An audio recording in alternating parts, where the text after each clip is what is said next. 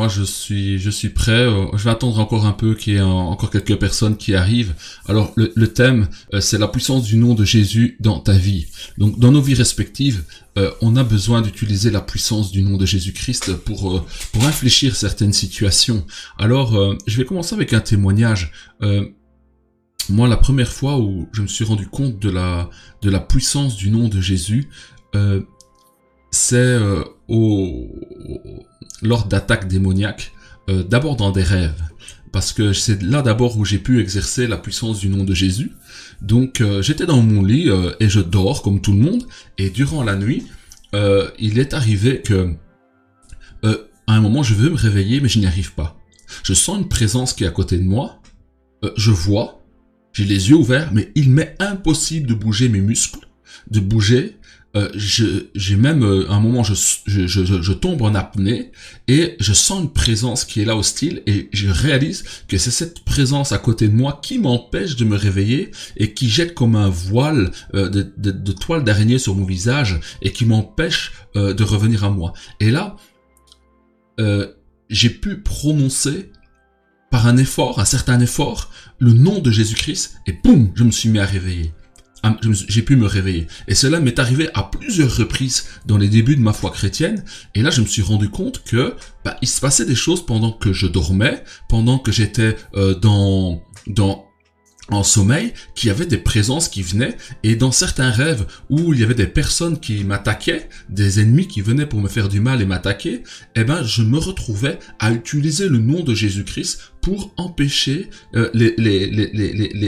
pour prendre le contrôle de la situation et empêcher par exemple à des chiens qui m'attaquaient de venir sur moi. Et quand je disais au nom de Jésus-Christ dans mes rêves, ceux qui me poursuivaient, qui m'agressaient, obéissaient et arrêtaient de m'agresser. Donc c'est là où j'ai appris, où j'ai vu le nom de Jésus-Christ. Alors c'est d'abord dans le rêve. Pourquoi dans le rêve? Parce que je crois que Dieu opère d'abord dans notre inconscient, dans notre intimité intérieure, pour que quand nous serons dans le réel, nous ayons déjà eu une expérience de la puissance du nom de Jésus pour nous aider à utiliser notre foi et à marcher par la foi dans le réel. Alors vous savez, ce que nous vivons dans les rêves, c'est une vie, c'est une histoire. C'est quelque chose qui nous impacte. Quand vous faites un cauchemar, vous vous réveillez, vous pouvez être angoissé, donc ça a un impact sur notre âme. De même, le Saint-Esprit permet que dans nos nuits, nous ayons des visions, que nous ayons des situations nocturnes où nous devons utiliser le nom de Jésus-Christ pour empêcher cette oppression démoniaque qui est là. Alors vous voyez, l'oppression démoniaque, quand elle vient vers nous, nous la voyons pas telle quelle. Ça veut dire que notre inconscient construit une structure onirique, une histoire, pour nous cacher la réalité du monde des esprits. Et dans certains cas, Dieu permettra que ce voile onirique soit enlevé et que vous voyez la chose telle qu'elle est et que vous preniez autorité. Donc moi, c'est dans le rêve où j'ai commencé à utiliser le nom de Jésus-Christ. De même, quand j'ai commencé à méditer la parole de Dieu sur la guérison, la première fois où j'ai vu une guérison s'opérer où j'ai exécuté une guérison, c'est d'abord en rêve. Donc j'étais dans un rêve, j'étais dans une rue ici à Namur, et je voyais un cortège de malades, donc des boiteux, des paralytiques, des gens difformes. Et je me suis avancé et j'ai imposé les mains à cette personne qui avait une tête difforme et sa tête a repris une forme normale. Et la personne qui avait une jambe cassée, sa jambe s'est réparée. Et j'ai vu les gens qui étaient morts revenir à la vie. Mais tout cela est consécutif de ma méditation de la parole de Dieu et de l'aide du Saint-Esprit qui m'a permis de vivre cela. Alors quand vous vivez cela de manière onirique, une fois que vous êtes dans le réel, vous avez été préparé à exercer la puissance du nom de Jésus-Christ. Donc Dieu, l'Éternel, notre Père, a diverses manières pour nous préparer à entrer dans le spirituel, à entrer dans le miracle, à entrer dans les choses spirituelles, à exercer les choses qui lui appartiennent. Donc Dieu va nous aider. Et ici, je voulais partager avec vous, pour pouvoir utiliser le nom de Jésus-Christ. Alors vous voyez, beaucoup de gens peuvent utiliser le nom de Jésus-Christ, mais ça ne marchera pas nécessairement. Alors pour que ça marche, je vais vous donner les raisons. Je vais vous donner les causes. Je vais vous donner les fondements qui permettent d'entrer dans la puissance du nom de Jésus-Christ.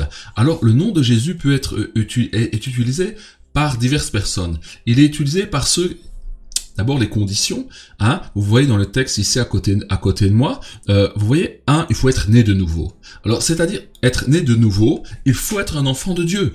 Être un enfant de Dieu, c'est celui qui se repent de ses péchés, c'est celui qui a la révélation de l'œuvre de la croix de Jésus-Christ et qui est déclaré juste par Dieu et qui a foi dans cette parole de Dieu et qui marche avec le Saint-Esprit qui habite en lui. Donc il faut être né de nouveau, il faut être un enfant de Dieu. Alors quand je dis enfant de Dieu, oubliez tout ce qui est catholique, protestant, évangélique, orthodoxe ou quoi que ce soit. Il faut être quelqu'un qui a pris la parole de Dieu et qui se convertit à l'enseignement de Jésus-Christ et qui comprend l'œuvre de la croix et de sa résurrection et qui reçoit la justification. Celui qui est né de nouveau, son esprit est régénéré et il est déclaré juste devant Dieu et il sait qu'il est juste et il sait que le Père l'a déclaré juste. C'est une expérience intime que nous avons vécue avec notre Père, notre Dieu, par le Saint-Esprit et sa parole. En deux, il faut être baptisé par immersion. Alors, c'est les principes. Hein? Il faut être baptisé par immersion. Parce que celui qui est baptisé par immersion, donc plongé dans l'eau, hein, c'est comme cela qu'on est ajouté au royaume de Dieu. C'est comme cela qu'on est que l'on prend son baptême de la repentance en vue du pardon des péchés et qu'on devient un ayant droit au royaume de Dieu. Parce que le baptême, c'est l'entrée dans le royaume de Dieu. C'est à ce moment-là que nous sommes comptés dans le royaume de Dieu. Vous voyez, en acte 2, il est dit, 3000 âmes furent ajoutées. Les 3000 âmes qui furent ajoutées à la prédication de Pierre, c'est après le baptême. Elles sont comptées dans le royaume de Dieu parce qu'ils ont pris leur baptême. Je te répète, le baptême ne sauve pas, mais il est très important de le prendre parce que le baptême est un engagement. C'est notre consécration à Dieu. C'est un acte de sanctification. Celui qui prend son baptême se met à part pour Dieu et se réserve pour Dieu. C'est très important de commencer par le baptême. Ensuite, il faut être baptisé du Saint-Esprit. Alors, baptisé du Saint-Esprit, c'est être immergé dans le Saint-Esprit. C'est être plongé dans le Saint-Esprit. C'est être rempli. Mais on dit rempli du Saint-Esprit, mais il y a une autre façon de le voir aussi. C'est Jésus qui nous prend et qui nous plonge dans le Saint-Esprit. C'est-à-dire qu'il nous plonge et nous sommes revêtus de la puissance d'en haut. Donc, le Saint-Esprit, la personne du Saint-Esprit se manifeste de deux manières. D'une manière intérieure, pour nous donner la régénération de notre esprit, pour nous donner la vie nouvelle, la vie éternelle, mais il vient aussi survenant sur nous, en puissance sur nous. Alors, comprenons, il y a l'onction qui vient sur nous, mais l'onction, c'est une manifestation de la personne du Saint-Esprit. Et tout ce que nous allons faire dans la puissance, en utilisant le nom de Jésus-Christ pour opérer, tout cela doit se faire dans une communion, une concertation avec la personne du Saint-Esprit. C'est très important parce que la puissance du nom de Jésus, l'autorité du nom de Jésus est utilisée dans un partenariat que nous faisons avec le Saint-Esprit. C'est le Saint-Esprit qui sait exactement quand, comment et pourquoi il faut utiliser la puissance de Dieu à un tel moment ou à un autre. Ensuite, il faut vivre dans la justification. Donc, vivre dans la justification, ça veut dire ne pas vivre dans la culpabilité. Car si nous sommes justifiés par le sacrifice et l'effusion du sang de Jésus-Christ, nous ne pouvons pas être dans la culpabilité.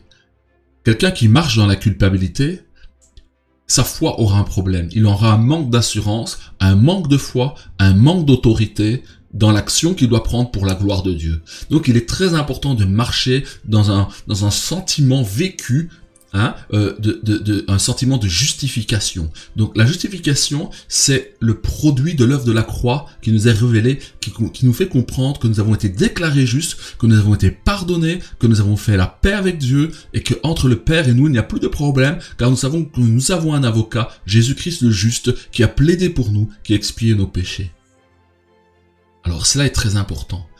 Ensuite, le point 5, je vais dire prier.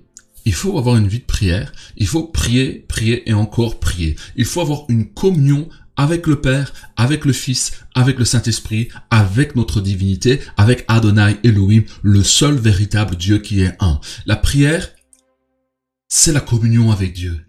Parce que utiliser le nom de Jésus, c'est être son représentant sur la terre. C'est agir en son nom et pour son nom.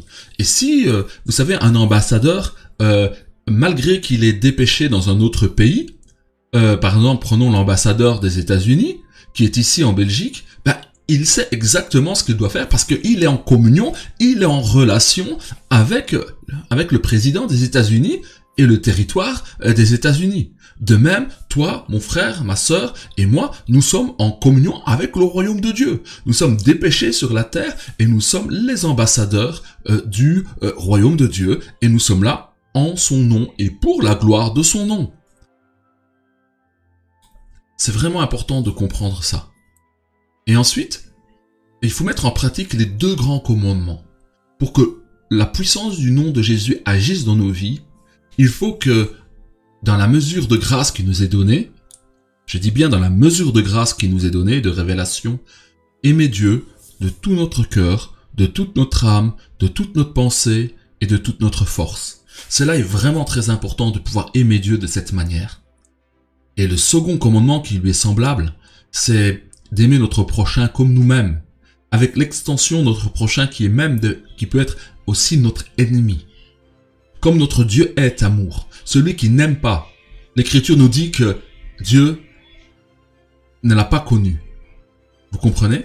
Donc voilà, c'est très important que ces 2 commandements soient appliqués dans nos vies respectives et que vraiment nous puissions aimer Dieu de tout notre cœur, de toute notre âme, de toute notre pensée et de toute notre force.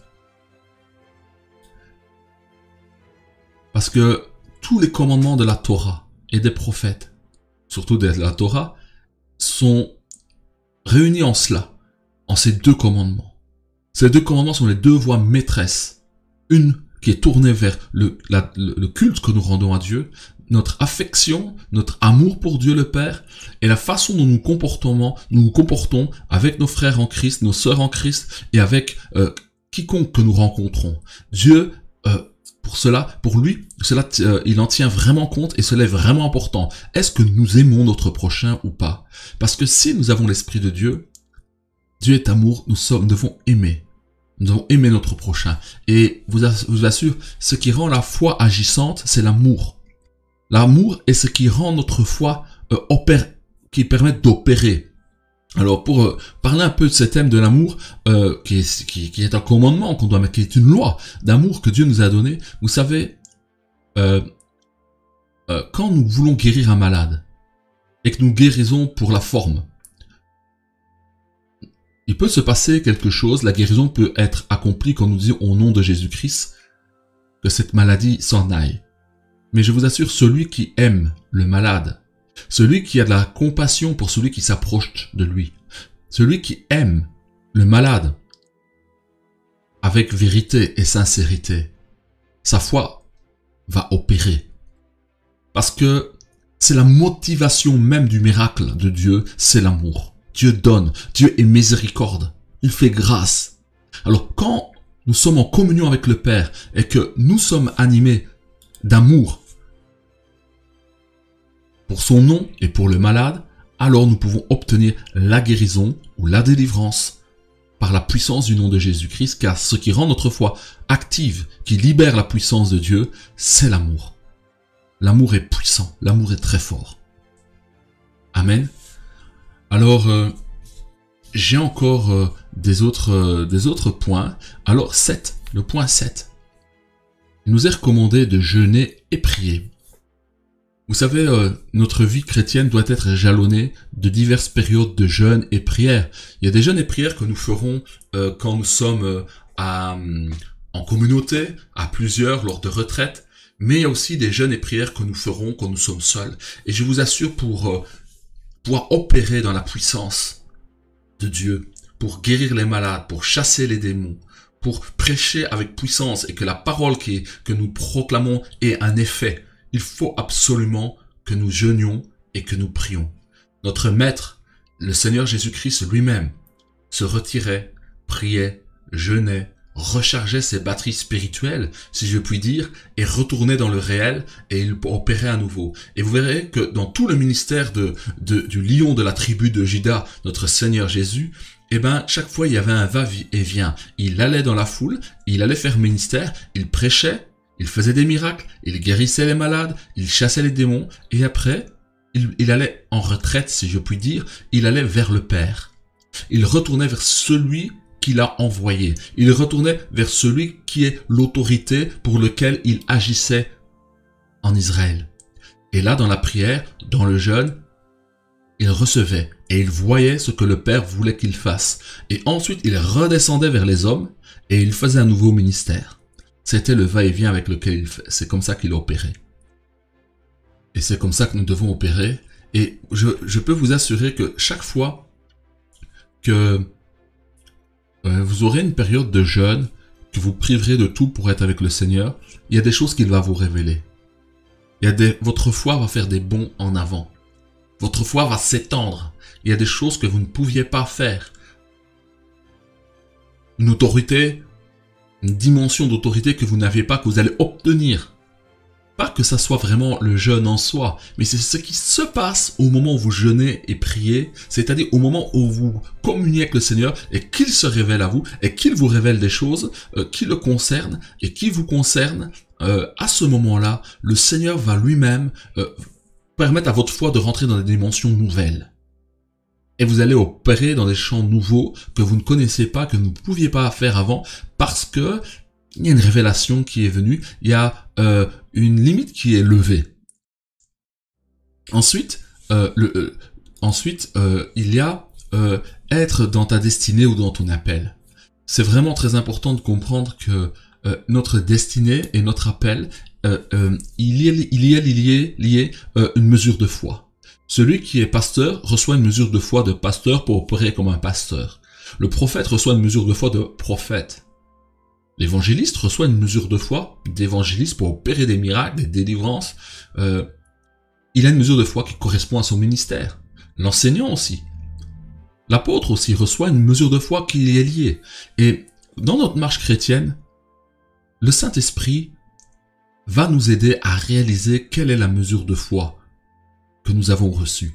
Ce qui prend du temps dans la marche chrétienne, c'est comprendre comment le Saint-Esprit agit. Comment le Saint-Esprit travaille avec nous. Vous savez, une fois que vous avez cette communion avec le Saint-Esprit, une fois que vous êtes devenu sensible à son mouvement, son action, son intention, c'est là que vous allez commencer à rentrer dans votre appel, à rentrer dans votre ministère, que vous allez commencer à servir la volonté du Père par le Saint-Esprit à la gloire de Jésus-Christ. Dans l'Église, envers les frères, les sœurs ou envers les non-croyants, envers ceux qui invoqueront le Seigneur et qui recevront de lui son aide, car il est écrit « Invoque-moi et je te répondrai ». Donc, voilà, c'est très important d'être dans notre destinée. Ta destinée, c'est quoi? Ça veut dire que tu dois être dans une certaine ville. Tu dois être connecté à une certaine assemblée. Tu dois être formé, édifié à travers un certain homme de Dieu, à un endroit précis. Et ensuite, il y a des étapes dans notre marche chrétienne. Et c'est un mystère que Dieu connaît. Et c'est pour cela qu'il faut jeûner, prier, et le Seigneur va te conduire dans ta destinée. Et il va te conduire dans l'appel que lui a préparé pour toi, pour que tu fasses les œuvres qui ont été préparées d'avance. Alors, Jésus avait aussi des œuvres qui avaient été préparées d'avance. Elles étaient écrites dans la Torah. Et il a accompli ses paroles. Il a accompli ses prophéties. De même, pour nous, il y a des œuvres que Dieu a préparées d'avance que nous devons accomplir. Alors voilà les 8 points. Alors ces 8 points ne sont pas une liste exhaustive, mais c'est des points que je trouve essentiels. Et que si ces points-là sont là, tu vas pouvoir utiliser la puissance du nom de Jésus dans ta vie. Si toutes ces choses sont là, à divers degrés, avec la mesure de grâce que Dieu te donnera, tu pourras opérer dans la puissance du nom de Jésus-Christ. Alors, ici, j'ai mis un texte qui est Marc chapitre 16 verset 17. Excusez-moi. Il est dit: voici les miracles qui accompagneront ceux qui ont cru. En mon nom, ils chasseront les démons, ils parleront de nouvelles langues. Donc, il est bien dit en mon nom. Mon frère, ma sœur, quand nous agissons, quand nous opérons, c'est en son nom, c'est pour son nom. C'est quand nous réalisons que nous sommes des envoyés de Dieu. Alors, nous pouvons être envoyés par un ministère, par une église, faire une œuvre, mais en réalité, à la source de tout cela, c'est Dieu lui-même qui nous envoie. C'est Dieu lui-même qui nous envoie agir. Et ça, c'est ce qui fait la différence. Si c'est un homme qui t'envoie par délégation, c'est pas mal. Mais si toi, dans ton intimité, dans ta vie de prière de jeûne, tu as un deal avec Dieu, le Père, et que lui t'envoie pour faire une mission, tu es rempli d'autorité, parce que tu es un envoyé, tu es un missionné de Dieu.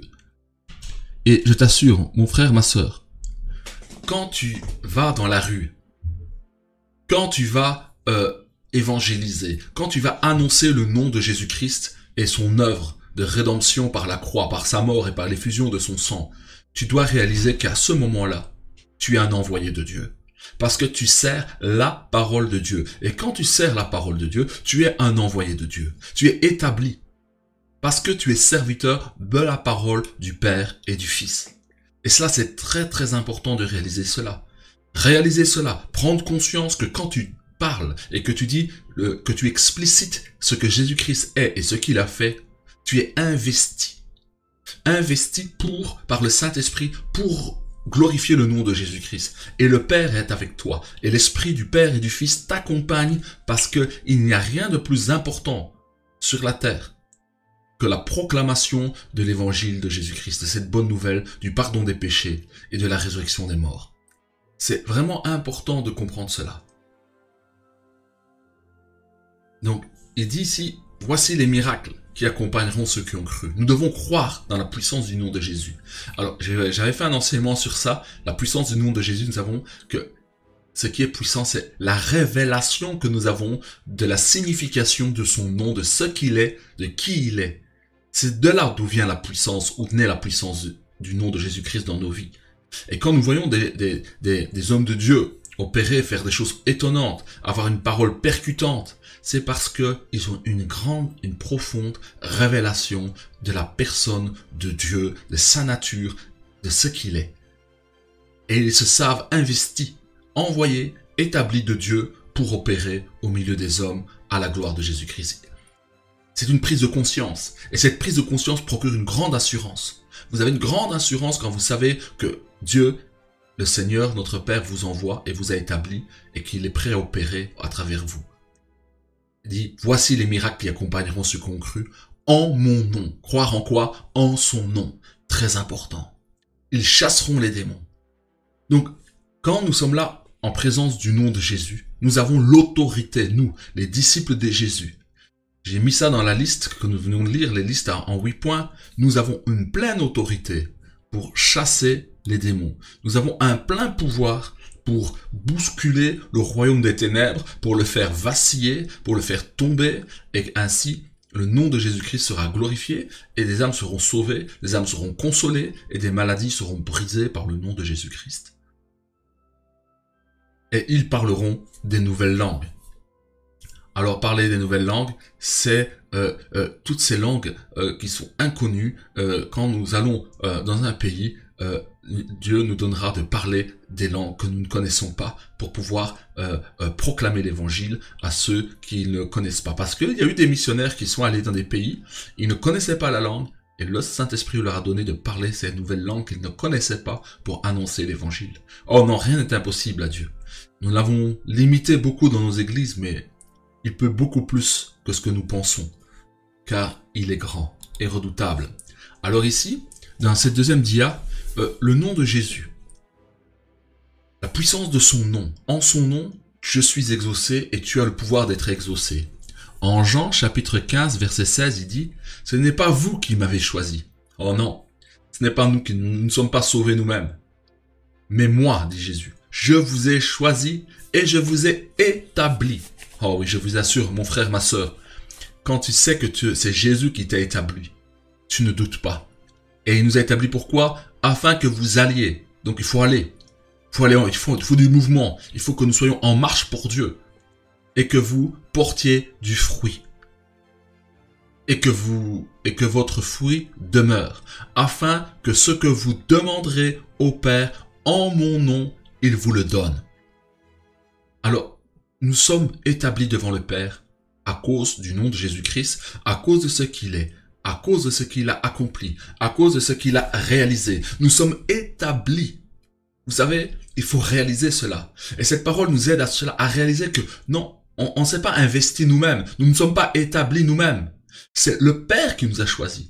Comment je peux reconnaître que quelqu'un a été choisi? À partir du moment où il confesse le nom de Jésus-Christ. À partir du moment où cette personne se repent de ses péchés, prend son baptême et est revêtue du Saint-Esprit en tant que puissance. Cela veut dire que le Père t'a choisi, que le Père de gloire t'a choisi et t'a établi pour être un ministre de la parole de Dieu, pour être un fils de Dieu envoyé dans le monde pour détruire les œuvres du diable.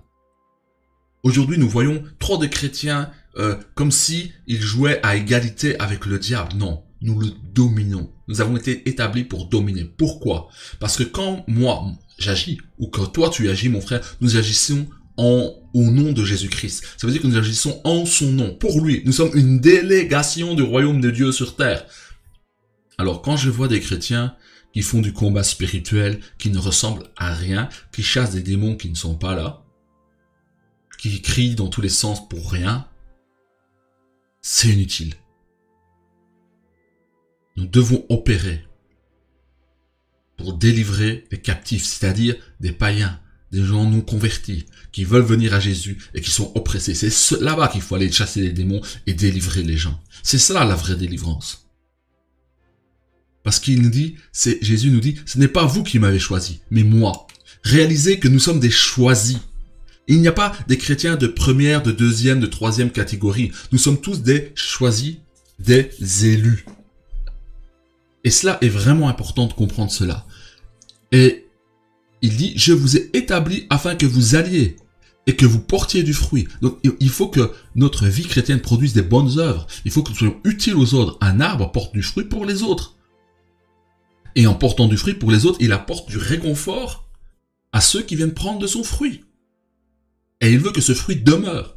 Parce qu'il est possible que le fruit que nous avons produit ne demeure pas. Si nous nous éloignons de la foi. Et il dit, afin que afin que ce que vous demanderez au Père en mon nom, il vous l'accorde. Il vous le donne. Donc le Père veut nous accorder ce que nous demandons quand nous sommes devant Christ, devant le Père, au nom de Jésus-Christ. Alors, au nom de Jésus-Christ, ça veut dire quoi? Ça veut dire que nous sommes, moi ou toi, mon frère, qui est devant le Père. C'est comme si c'était Christ qui est devant le Père. Il y a une confusion entre Christ et nous, car nous sommes un, nous sommes unis.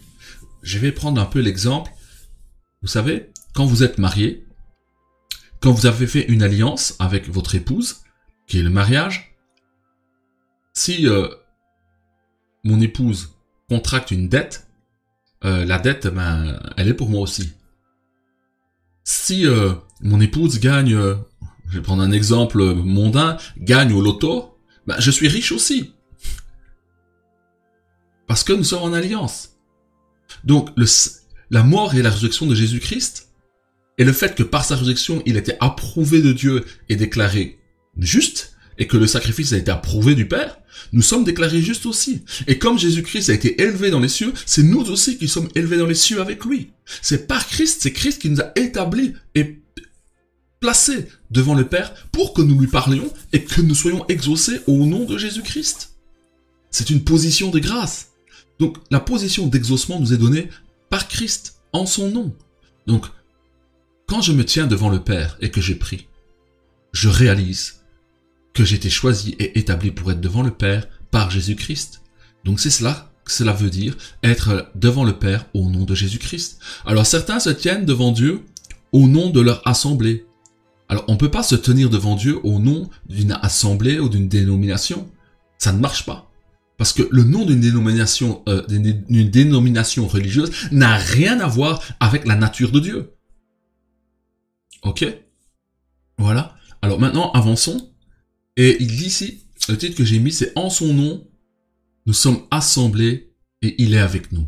Nous connaissons tous ce verset-là, nous le proclamons souvent dans nos réunions de prière. Matthieu 18, 20 dit « Car là où 2 ou 3 sont assemblés en mon nom, je suis au milieu d'eux. » Donc, quand les ministres belges se réunissent, ils se réunissent au nom du roi. Parce que c'est comme ça que ça se passe, c'est l'autorité. Donc quand des comités d'entreprise se réunissent, c'est au nom de cette entreprise. Mais nous, qui sommes les rachetés, qui avons l'Esprit de Dieu, quand nous nous réunissons, réalisez que nous, c'est le royaume de Dieu qui se réunit. Et l'autorité de toute autorité, le roi des rois, dit que si nous nous réunissons en son nom, il est là au milieu de nous. Alors, vous savez, c'est pas parce que nous le proclamons, que nous le disons, que la chose est. Nous sommes assemblés en son nom si nous marchons dans nos vies respectives vraiment pour le nom de Jésus-Christ. Vous savez, il y a des personnes qui ne marchent plus pour le nom de Jésus-Christ. Ils marchent en leur propre nom. La gloire et les choses de Dieu sont devenues une chose personnelle qu'ils sont appropriés pour eux. Et Dieu n'a plus aucun intérêt avec cette personne-là. Quand nos vies, nous les utilisons pour nous-mêmes et que nous marchons de manière égoïste, cela veut dire que notre vie ne sert plus la personne de Dieu. Nous marchons pour notre propre nom. Donc là, il y a perte d'autorité, perte de puissance. Mais quand 3, 4, 5, 10 personnes se réunissent à cause du nom de Jésus-Christ, pour lui donner gloire, lui donner honneur et louange, il dit qu'il est là au milieu d'eux. Alors vous voyez que cette expression de « en son nom », faire les choses en son nom, vous savez, quand vous marchez dans la rue, je vais vous donner un exemple. Vous marchez dans la rue et vous mettez 1 euro, 2 euros à quelqu'un qui vous le demande et qui fait la manche. Vous le mettez, vous ne dites rien, vous dites une politesse, bonjour, au revoir, vous partez. Vous avez fait une bonne œuvre, oui, c'est bien.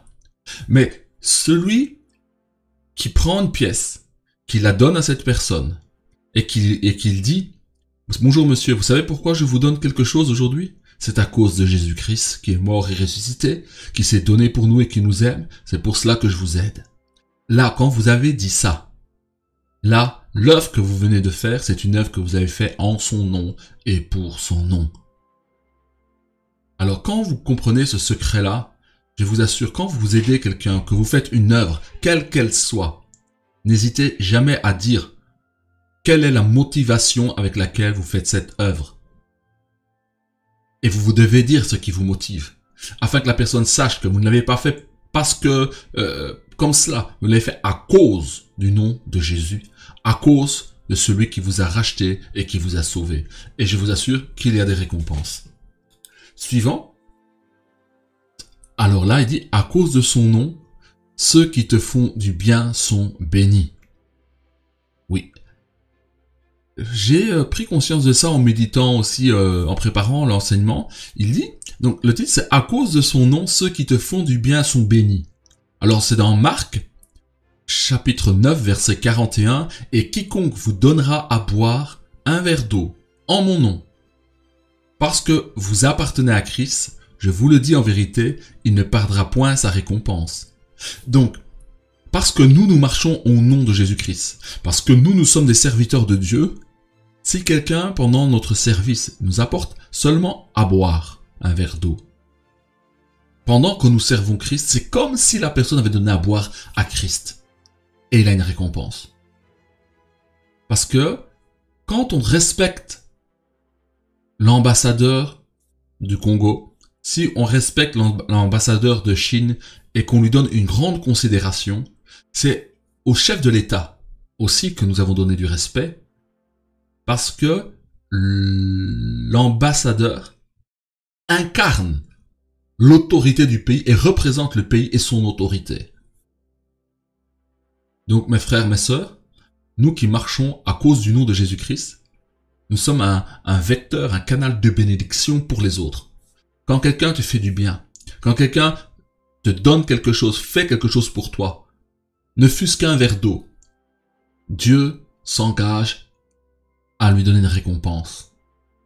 Et il ne la perdra point. Donc c'est une récompense qui est certaine. Ça c'est à cause du nom de Jésus-Christ.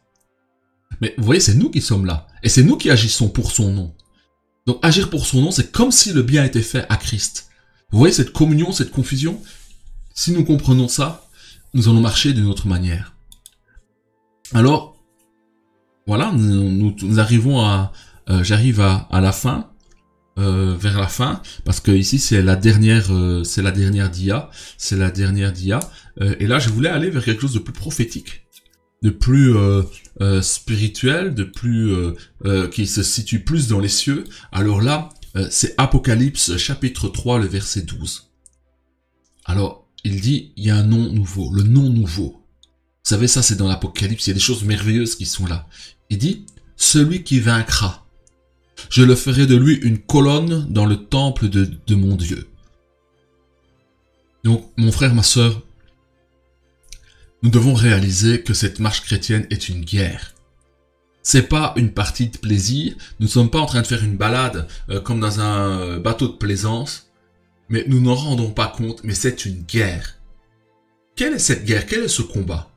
C'est être sauvé, c'est le combat, l'enjeu de ce combat. Il ne faut absolument pas qu'un homme, qu'une femme meure avec le poids de ses péchés.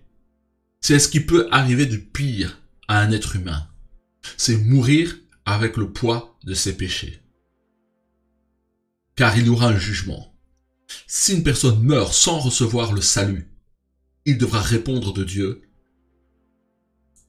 Et ça va très mal se passer. Et ça se passera très mal pour une éternité. C'est-à-dire qu'il n'y aura pas de moyen d'améliorer la situation, car elle sera éternellement grave, vissime.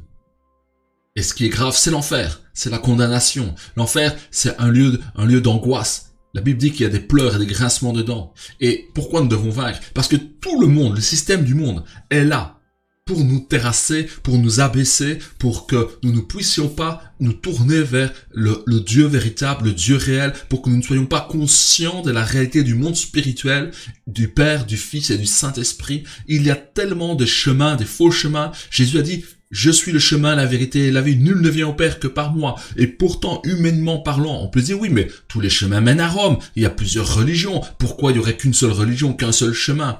Vous savez, quand il y a une maladie, il n'y a qu'un seul remède qui fonctionne.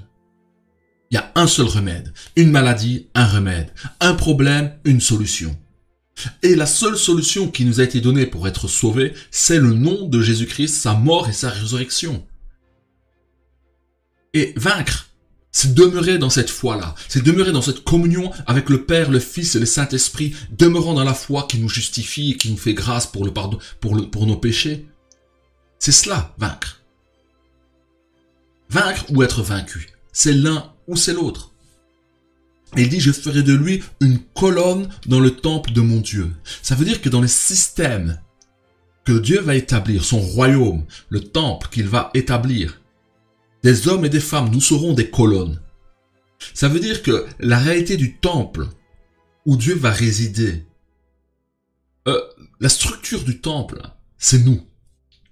Ce qui fait le temple où la gloire de Dieu va se manifester, qui va l'entourer, l'envelopper, c'est nous qui allons être autour de lui. Comme soubassement d'un temple, où la présence de Dieu sera. Et il dit, et il n'en sortira plus. Parce que Adam et Ève sont sortis de la présence de Dieu. Et là, Dieu nous donne une garantie. Quand sera venu le jour de la résurrection des morts,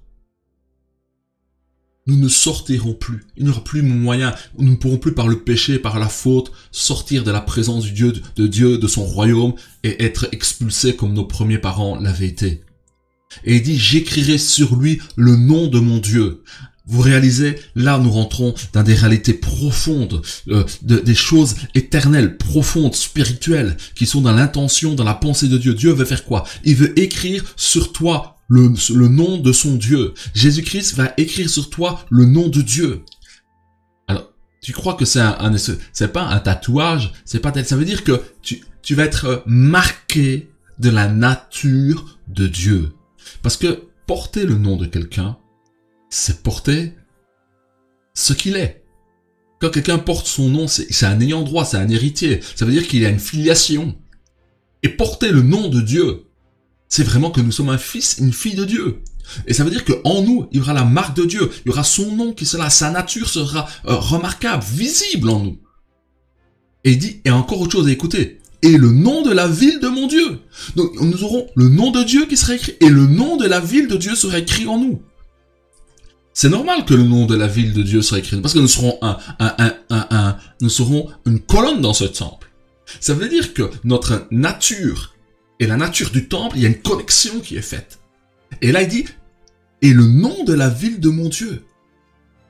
Le nom de cette ville, cette Jérusalem céleste qui descend du ciel, qui descendra du ciel pour s'établir sur la terre. Là où le ciel et la terre, le trône de Dieu et la terre seront réunis.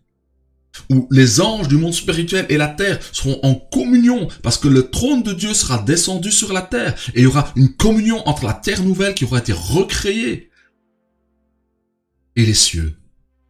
Et nous pourrons voyager de l'un à l'autre. Car l'homme est fait pour exister sur deux plans, sur le plan terrestre, physique et sur le plan spirituel. Et le monde spirituel et la terre seront imbriqués, seront réunis l'un et l'autre. Et nous pourrons passer de l'un à l'autre. Nous existerons sur les deux plans, parce que c'est ce qu'est l'homme. Et il dit, je répète, celui qui vaincra, je ferai de lui, dit l'Éternel, une colonne dans le temple de mon Dieu. Il n'en sortira plus. J'écrirai sur lui le nom de mon Dieu et le nom de la ville de mon Dieu, de la nouvelle Jérusalem qui descend du ciel. Oui, il y a une Jérusalem terrestre, il y a une Jérusalem céleste, il y a un temple terrestre, il y a un temple céleste. Excusez-moi, j'ai pas le Covid, ne vous inquiétez pas, c'est juste un peu là tout. Et là il dit, de la nouvelle Jérusalem qui descend du ciel d'auprès de mon Dieu. Et mon nom nouveau. Donc Jésus-Christ nous fera connaître son nom nouveau. La gloire qui est attachée à lui, à sa personne, à cause de ce qu'il a fait. À cause de son incarnation, à cause de sa résurrection et du pardon de nos péchés et de son élévation dans les cieux, il a reçu un nom nouveau.